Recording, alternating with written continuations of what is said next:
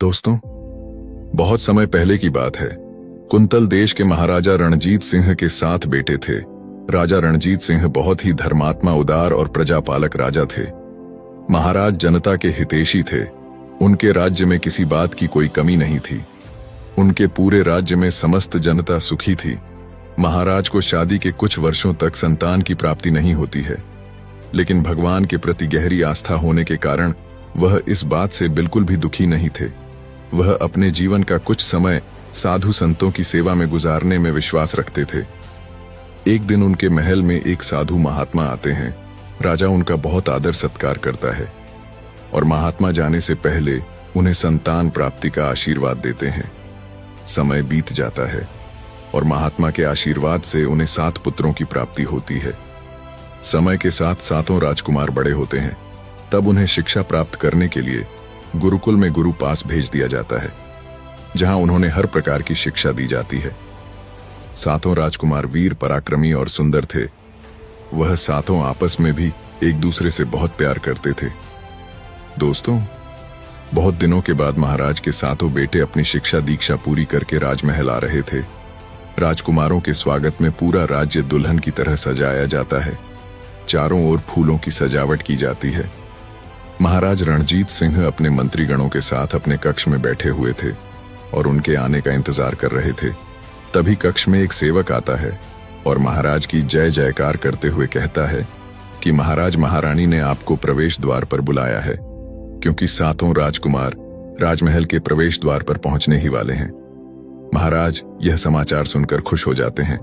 महाराज और सभी मंत्रीगण राजमहल के मुख्य दरवाजे पर पहुंचते हैं और वहां जाकर देखते हैं कि 7 राजकुमार रथों पर सवार होकर राजमहल में प्रवेश कर रहे हैं। दोस्तों, राज्य की जनता अपने घरों की छतों से उन पर फूल बरसा रही है। चारों तरफ राजकुमारों की जय जयकार हो रही है। महल के प्रवेश द्वार पर महारानी उनके स्वागत में अपने हाथों में आरती का थाल लिए खड़ी है। 7 राजकुमार रथों से उतरते हैं और अपने माता पिता के चरण छूते हैं। महारानी उनकी आरती उतारती है। तब महाराज खुशी से कहते हैं, मेरे वीर राजकुमारों, आप सभी का स्वागत है। तब महारानी कहती है, मैं आज कितने दिनों बाद अपने पुत्रों को देख रही हूं।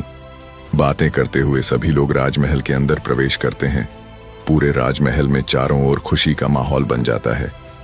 वैसे तो सभी राजकुमार सुंदर, सुशील और वीर थे, लेकिन सबसे छोटा राजकुमार विक्रम सिंह सबसे ज्यादा दिलेर, होशियार और पराक्रमी था।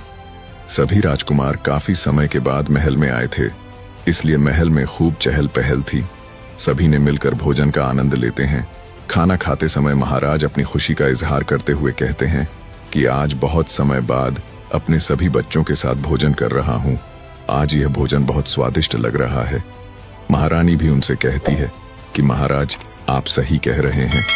उसके बाद काफी देर तक वह सभी आपस में बातें करते हैं और फिर सभी अपने अपने कक्ष में सोने चले जाते हैं।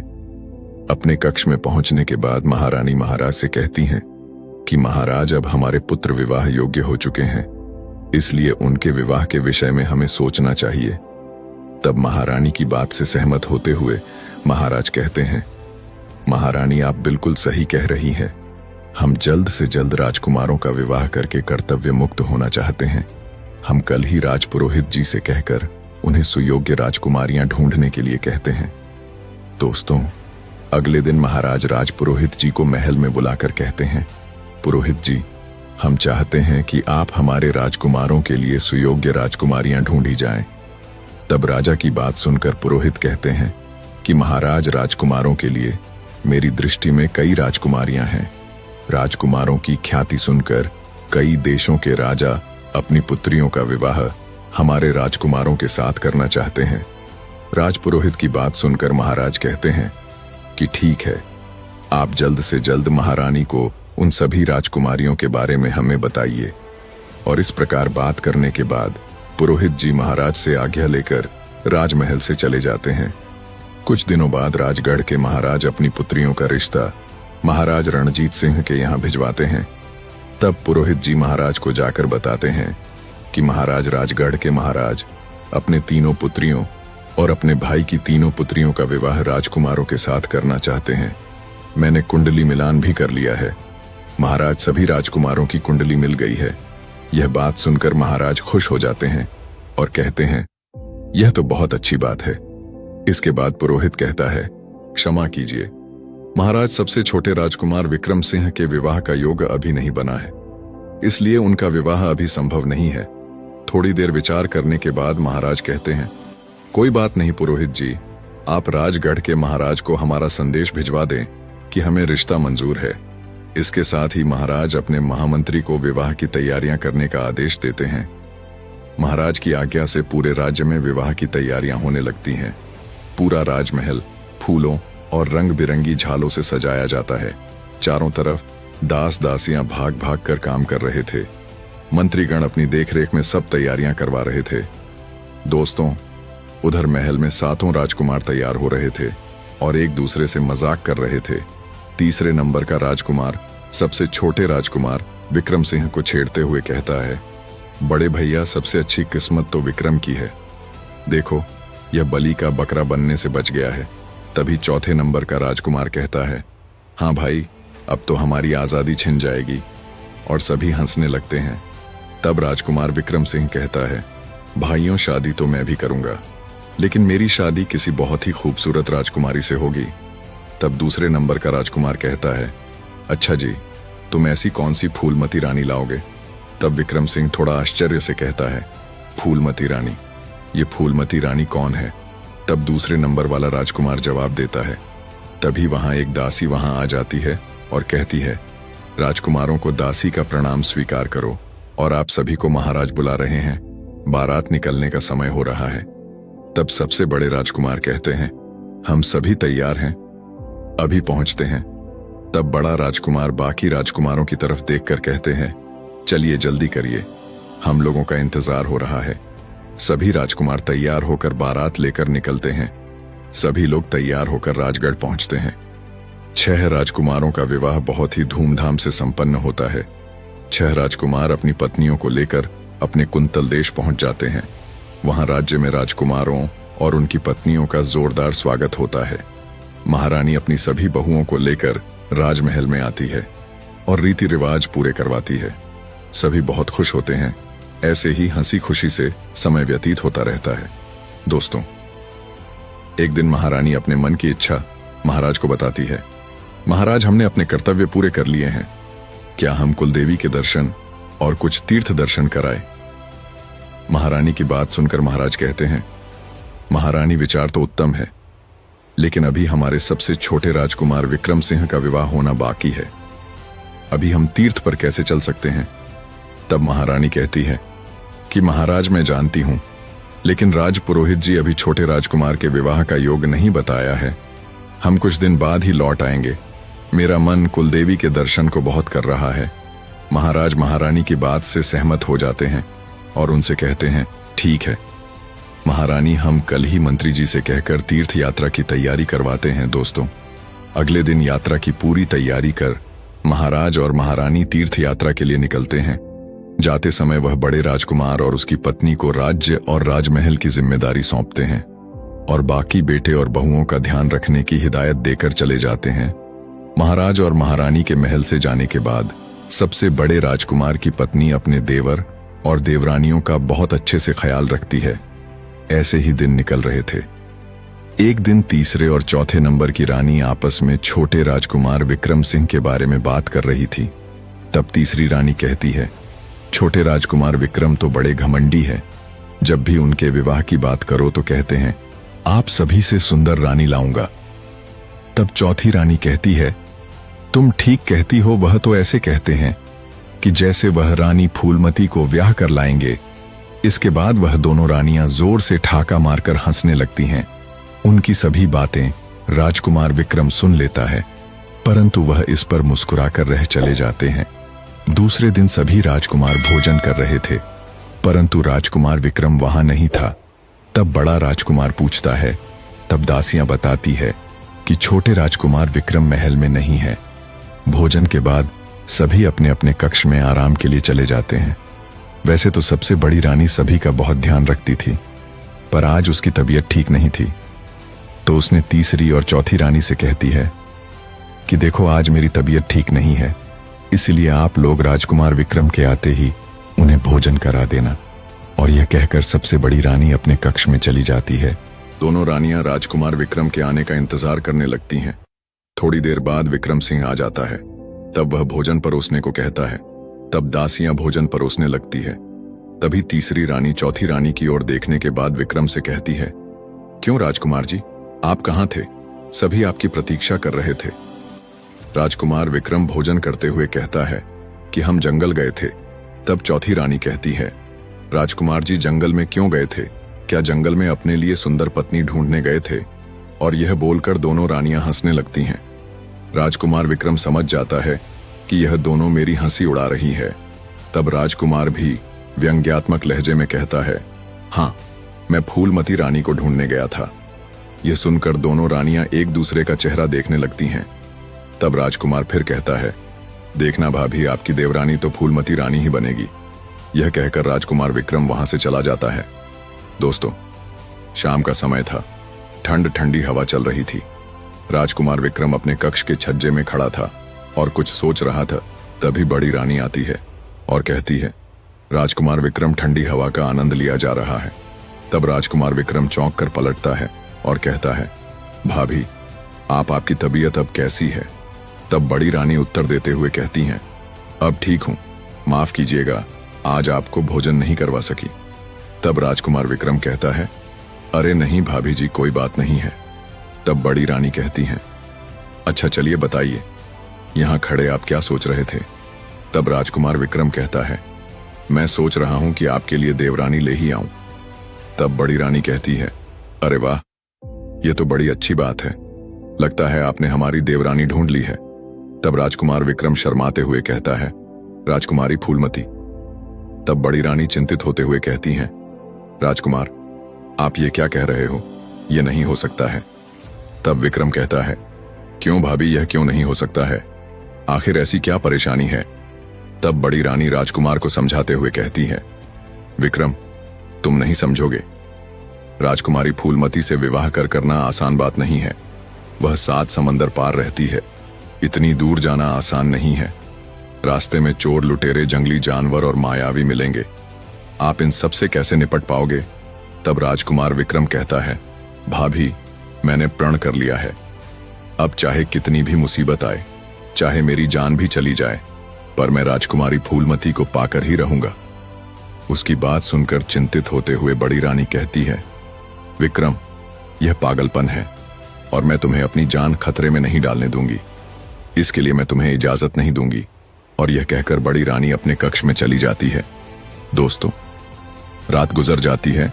दूसरे दिन राजकुमार विक्रम अपने सबसे बड़े भाई को अपनी इच्छा बताता है और जाने की अनुमति मांगता है। लेकिन सबसे बड़ा राजकुमार विक्रम को जाने की अनुमति नहीं देता है, क्योंकि वह भी नहीं चाहता था कि राजकुमार विक्रम की जान किसी भी संकट में पड़ जाए। लेकिन विक्रम मन में ठान लिया था और वह चुपचाप अपने कक्ष में आ जाता है और राजकुमारी फूलमती के देश में जाने की तैयारी करने लगता है। दिन भर योजना बनाने के बाद रात का इंतजार करने लगता है। उसने अपनी योजना अपने परम मित्र चंदन को बताता है। चंदन सेनापति का पुत्र था और बचपन से ही राजकुमार विक्रम का मित्र था। वैसे तो वह बहुत ही डरपोक था, पर अपने मित्र पर कोई संकट नहीं आने देना चाहता था। उसने राजकुमार विक्रम को बहुत समझाता है, लेकिन विक्रम के ना मानने पर उसने भी उसके साथ चलने की जिद कर लेता है। हार कर राजकुमार विक्रम को उसे अपने साथ ले जाना पड़ता है। अब दोनों मित्रों ने चलने की योजना बनाते हैं और रात गहराने का इंतजार करने लगते हैं। रात गहराते ही विक्रम और उसका दोस्त चंदन निकलने को तैयार हो जाते हैं। विक्रम बाकी भाइयों के कमरे में देखता है। वे सब गहरी नींद में सो रहे थे। तब दोनों दोस्त चुपचाप अपने घोड़े लेकर राजमहल से निकल जाते हैं। जैसे ही वह अपने राज्य की सीमा से बाहर पहुंच जाते हैं, तब उन्होंने अपने घोड़े तेज दौड़ाने लगते हैं। बहुत समय तक वह लगातार चलते रहते हैं और चलते चलते वह थक जाते हैं। तब चंदन कहता है, राजकुमार, अब और नहीं चला जाएगा, बहुत थकान हो गई है। तब राजकुमार विक्रम भी थोड़ा थकान भरे लहजे में कहता है, हाँ मित्र, थक तो गए हैं, चलो थोड़ी देर आराम कर लेते हैं। तब राजकुमार और उसका मित्र दोनों एक पेड़ के नीचे सो जाते हैं। सुबह हो गई जाती है। चिड़िया चहक रही थी, पशु पक्षी विहार कर रहे थे। राजकुमार विक्रम अंगड़ाई लेते हुए उठता है और चंदन को देखता है। तब चंदन मुंह खोले सो रहा था। चंदन को देखकर राजकुमार विक्रम को एक शरारत सूझती है। उसने चंदन के नाक में एक पत्ता उठाकर घुसाता है तो चंदन हड़बड़ाक उठ जाता है और कहता है, मित्र, ये क्या मजाक है? क्या किसी को ऐसे भी जगाते हैं? तब राजकुमार हंसने लगता है और कहता है, जागो मेरे दोस्त, चलो सुबह हो गई है, हमें अभी बहुत दूर चलना है। तब चंदन रूठते हुए कहता है, मित्र, रात भर तो चले हैं, अब तो जब तक कुछ खा पी नहीं लेते हम आगे नहीं बढ़ेंगे। विक्रम हंसते हुए कहता है, ठीक है मित्र, चलो खाने की कुछ व्यवस्था देखते हैं। चलो देखते हैं, शायद आगे कोई गांव मिल जाए। वह थोड़ी दूर चलते हैं, तभी उन्हें एक गांव दिखाई देता है। दोनों यह बात तय कर रखी थी कि हम लोग किसी को अपनी पहचान नहीं बताएंगे, तब एक साधारण यात्री बनकर ही लोगों से मिलेंगे। दोनों गांव के अंदर पहुंचे जाते हैं। रास्ते में उन्हें एक गांव वाला मिलता है। चंदन उनसे खाने पीने की जगह पूछता है। तब गांव वाला एक घर की तरफ इशारा करता है और आगे चला जाता है। राजकुमार विक्रम और चंदन दोनों उस घर की तरफ चल देते हैं। दोनों मित्र उस घर के सामने खड़े हो जाते हैं। घर कच्चा था, फूस का छप्पर पड़ा हुआ था, मिट्टी से पुती दीवारें थीं। बाहर आंगन में एक ओर रंग बिरंगे फूल खिले हुए थे, दूसरी तरफ एक बड़ा बरगद का पेड़ था। जब वहां चंदन को कोई दिखाई नहीं देता है तो चंदन आवाज लगाकर पूछता है, घर में कोई है क्या? उसकी आवाज सुनकर अंदर से एक पतला दुबला सा लड़का बाहर निकलता है। देखने में वह लड़का कम लड़की ज्यादा लग रहा था और वह लड़कियों जैसी महीन आवाज में कहता है, कहिए क्या काम है? तब चंदन मुस्कुराते हुए कहता है, जी, हम लोग यात्री हैं, बहुत दूर से आए हैं और हमें भोजन चाहिए। तब लड़क दोनों को ऊपर से नीचे तक देखता है और कहता है, आपको यहां भोजन तो मिलेगा, परंतु उसके लिए आपको दाम चुकाना पड़ेगा। उसकी बात सुनकर राजकुमार विक्रम और चंदन दोनों ने हामी भर देते हैं। लड़का उनको स्नान आदि के लिए जगह बताता है और खुद भोजन की तैयारी करने लगता है। थोड़ी देर बाद ही भोजन तैयार हो जाता है और वह लोग भोजन करने लगते हैं। बात करते हुए लड़का उनका यात्रा करने का कारण पूछता है। तब विक्रम उसे सब कह सुनाता है। यह सुनकर वह कुछ सोच में पड़ जाता है और कहता है, राजकुमारी, फूलमती के पास पहुंचना बहुत मुश्किल है, इसमें जान जाने का भी खतरा है, रास्ता भी बहुत ही खराब और दुर्गम है। तब राजकुमार विक्रम कहता है, मित्र, अब तो मैंने पक्का निश्चय कर लिया है कि विवाह तो राजकुमारी फूलमती से ही करूंगा। भोजन करने के बाद दोनों मित्र सो जाते हैं और थोड़ी देर आराम करने के बाद वह लोग चलने की आज्ञा मांगते हैं। तब लड़का कहता है, मित्रों, अगर आप लोगों की इच्छा हो तो मैं भी आपके साथ चलना चाहता हूं।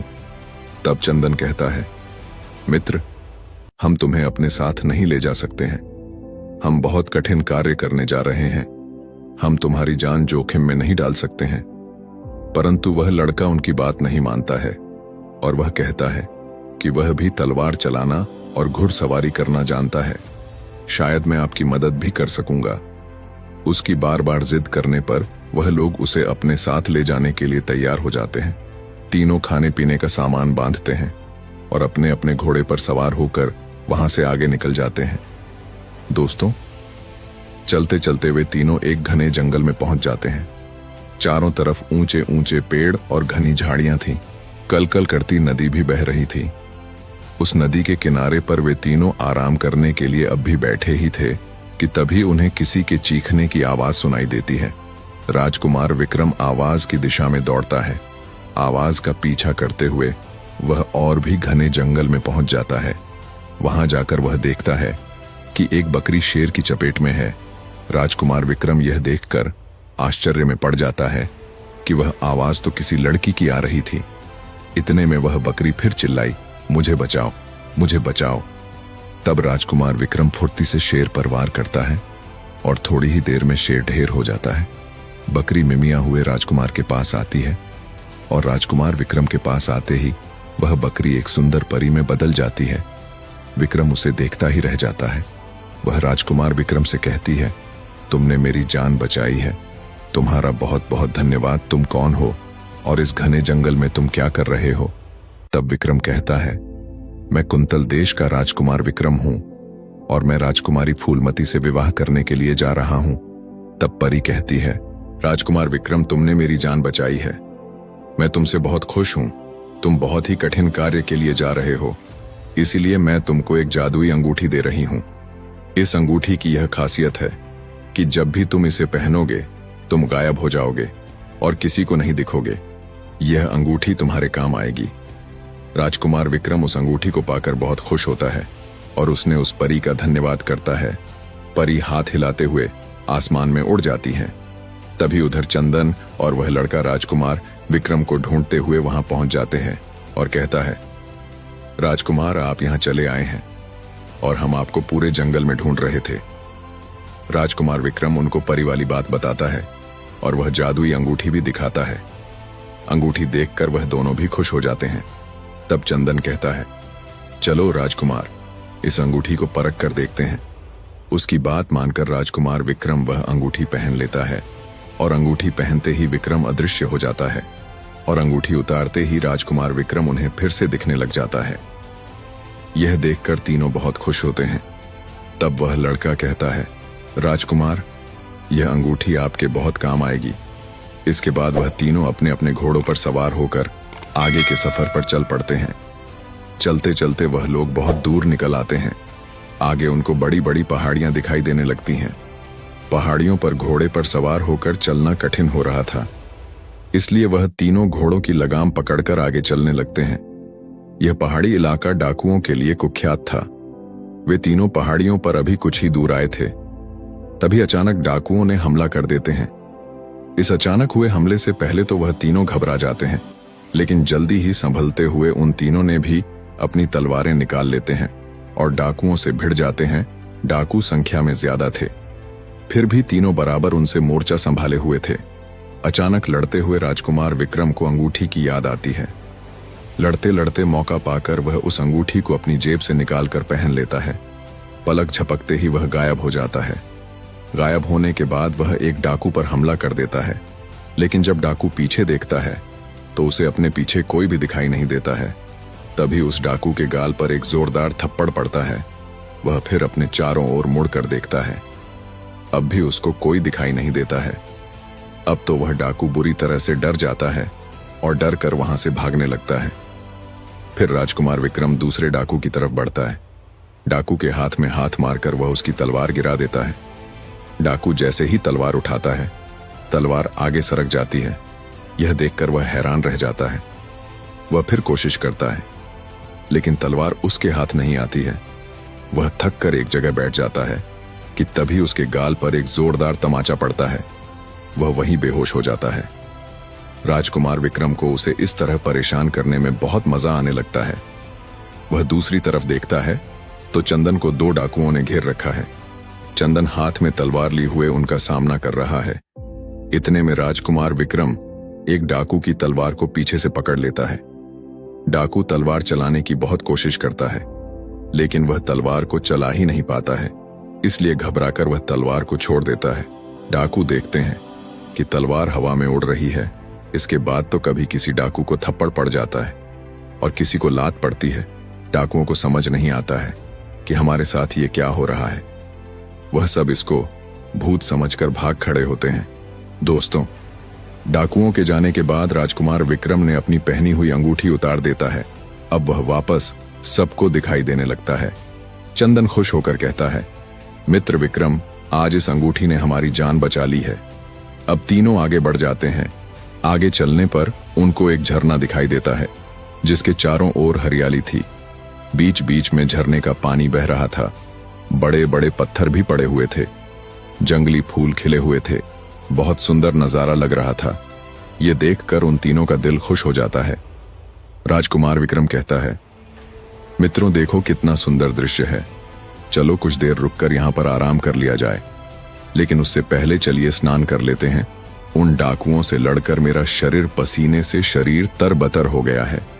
चंदन भी राजकुमार विक्रम की बात में अपनी सहमति जताता है, लेकिन गांव वाला लड़का कहता है, आप लोग नहा लो, तब तक मैं आप लोगों के लिए फल लेकर आता हूं। लड़के की बात सुनकर चंदन को थोड़ा आश्चर्य होता है और कहता है, अरे दोस्त, हमारे साथ स्नान करने में क्या परेशानी है? स्नान करने से थकावट दूर हो जाएगी। आओ चलो। ऐसा कहकर चंदन उस लड़के को पानी में खींचने लगता है। लड़का घबराकर अपना हाथ छुड़ाकर दूर भाग जाता है। तब राजकुमार विक्रम कहता है, रहने दो चंदन, यदि उसका नहाने का मन नहीं है तो तुम बेचारे को परेशान क्यों कर रहे हो? अब चंदन हंसते हंसते झरने के नीचे चला जाता है। दोनों मित्र झरने में स्नान का आनंद लेने लगते हैं। थोड़ी देर में ही वह लड़का उनके लिए कुछ जंगली फल लेकर आता है। तभी अचानक वह लड़का एक पानी वाला सांप उन दोनों की ओर आता हुआ देखता है। राजकुमार विक्रम तो थोड़ी दूरी पर तैर रहा था, लेकिन वह सांप चंदन के बहुत पास में आ चुका था। तब लड़का अब देखा ना, ताव बिना समय गवाए वह तुरंत पानी में कूद जाता है और उस सांप को उठाकर उनसे दूर पहाड़ी की तरफ फेंक देता है। अचानक हुई इस घटना से चंदन चौंक जाता है। उसने लड़के की तरफ देखता है तो उसकी आंखें फटी की फटी रह जाती हैं। चंदन का चेहरा देखकर ऐसे लग रहा था कि जैसे उसने अपने सामने कोई भूत देख लिया हो। वह हैरानी से उस लड़के को देख रहा था, जो कि अब लड़की में बदल चुका था। तब लड़की के चेहरे पर रहस्यमय मुस्कान तैर आती है और वह कहती है, हाँ, मैं एक लड़की हूं और मैं लड़का बनकर गांव में रह रही थी। इतने में राजकुमार विक्रम भी वहां आ जाता है। वह भी उस लड़की को देखकर आश्चर्य में पड़ जाता है और राजकुमार कहता है, पर तुम्हें लड़का बनकर रहने की क्या जरूरत पड़ गई थी? तब लड़की पानी से बाहर निकलकर एक पत्थर पर बैठते हुए कहती है, मेरी कहानी बहुत दुख भरी है, क्या आप सुनो?